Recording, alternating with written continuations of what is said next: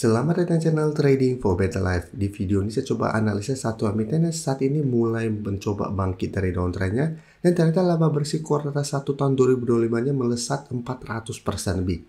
Bagaimana potensi sampai ke depannya? Yuk kita coba pelajari analisanya di video ini. Semoga analisa berikan ini bisa bermanfaat dan membantu teman-teman dalam mengambil keputusan. Untuk teman-teman belum subscribe channel ini, bisa tekan tombol subscribe agar tidak ketinggalan informasi dan analisis saham terbaru kan diupload setiap harinya. Saham pertama yang saya analisa adalah saham PTRO. Saham PTRO bisa kita perhatikan pada perdagangan terakhir hari Jumat kemarin masih naik 0,1% ke harga 2.450. Secara teknikal jika kita perhatikan PTRO saat ini sudah mulai membaik. Sebelum sempat turun tajam mengetes harga 2.000 yang merupakan support psikologis, PTRO masih bisa bertahan dan rebound. Dan saat ini secara teknikal sudah mulai membaik karena sudah berhasil break garis EMA 150 di harga 2420. Tapi setelah berhasil naik di atas garis EMA 150 bisa kita lihat PTRO masih tertahan di resisten 2500. Sebelumnya juga beberapa kali mencoba naik di atas 2500, PTRO selalu gagal.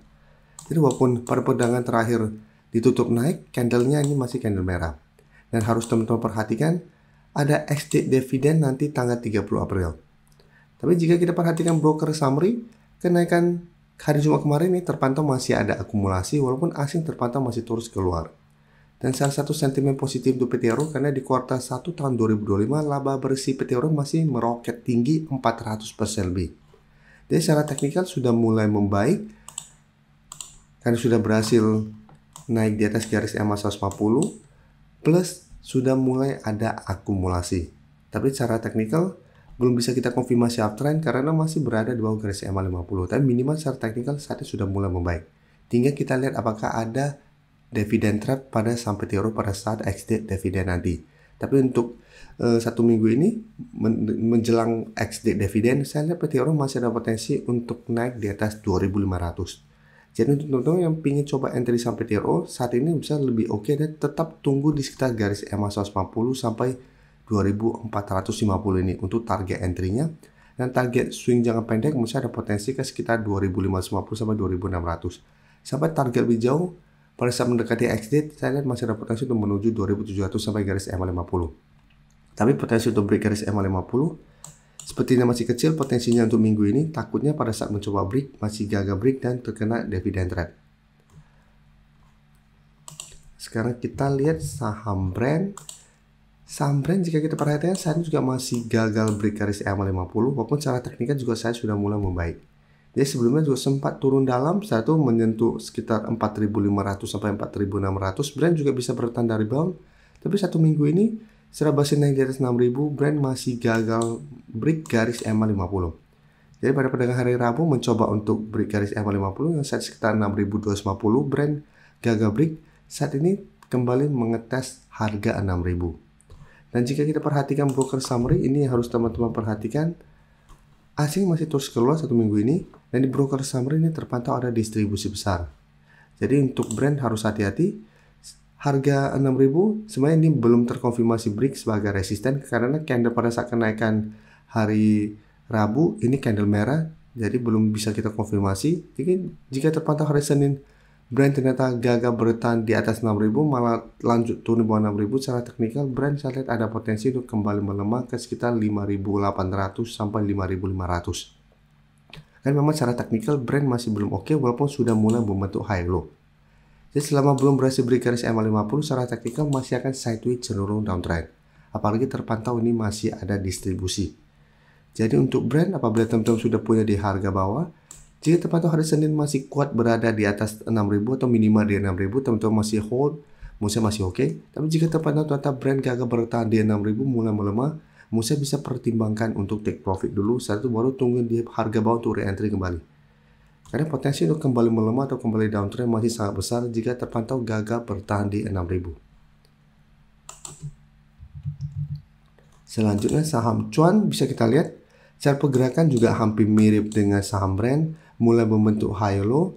Tapi untuk cuan satu minggu ini belum sempat menyentuh garis EMA 50 di sekitar 7.500. Baru di sekitar harga 7.200-an cuan sudah mulai melemah kembali. Malah sempat hari Kamis kembali mengetes support di 6.800 dan hari Jumat berhasil naik 2% ke 6.975.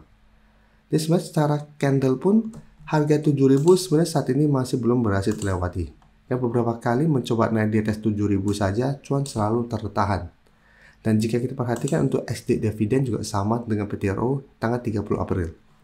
Dan jika kita perhatikan broker summary untuk saham cuan, bisa kita lihat asing hanya melakukan sedikit akumulasi pada kenaikan ini. Dan kenaikan 2% lebih ini jika kita lihat memang ada sedikit akumulasi. Tapi secara teknikal, cuan tidak begitu oke. Jadi apabila teman-teman ingin coba entry saham cuan, untuk saat ini misalnya lebih oke adalah buy on breakout apabila memang cuan berhasil break 7.000. Apabila mencoba break 7.000 minggu depan masih gagal, cuan saya lihat malah ada potensi untuk kembali mengetes 6.800 atau malah turun di bawah 6.800 jika terpantau masih gagal melewati 7.000. Apalagi sudah dekat dengan ex-date dan garis EMA50 masih lumayan jauh di atas. Jadi untuk cuan tetap harus hati-hati, apalagi satu minggu ini candlenya tidak begitu meyakinkan. Oke, selanjutnya TPA bisa kita perhatikan. TPA jika dibandingkan dengan teman-temannya yang grup Barito, TPA lebih oke. Karena saat ini bisa kita lihat sudah berhasil naik di atas garis EMA50 dan 150. Tapi untuk TPA masih tetap tertahan di resisten 8.000.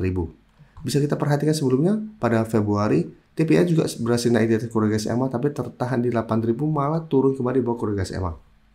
Dan hari Kamis TPA kembali gagal break 8.000, sempat melemah ke sekitar 7.600-an. Hari Jumat masih bisa naik 1% ke 7.800. Walaupun candle juga tidak begitu oke. Tapi jika kita perhatikan broker summary untuk TPA, bisa kita perhatikan di sini dibandingkan dengan teman-temannya, asing terpantau masih masuk akumulasi saham TPA dalam satu minggu terakhir. Dan di broker summary pun ini masih ada akumulasi.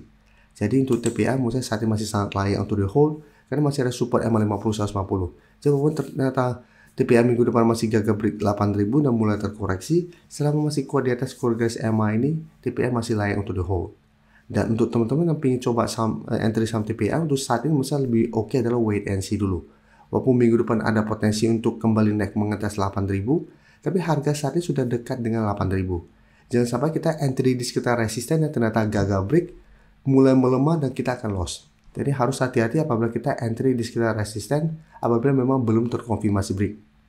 Jadi jangan terlalu FOMO untuk entry di resisten apabila ternyata gagal break kita nggak berani cut loss dan malah lanjut turun bawah korelasi EMA, teman-teman akan loss dalam. Jadi untuk TPA bisa wait and see dulu, bisa buy on breakout apabila memang terkonfirmasi break 8.000. Karena apabila berhasil break 8.000 secara teknikal, TPA akan lanjut uptrend dengan target berikutnya di sekitar 8.500 sampai 8.600. Dan jika terpantau TPA ternyata gagal break 8.000, teman-teman bisa coba tunggu kembali di sekitar garis EMA 150 untuk entry di sekitar support ini. Terima kasih telah menonton video ini. Like dan share video ini bila bermanfaat bagi teman-teman. Dan support channel ini dengan cara tekan tombol subscribe agar channel ini bisa makin berkembang dan bisa membantu lebih banyak orang lagi. Terima kasih.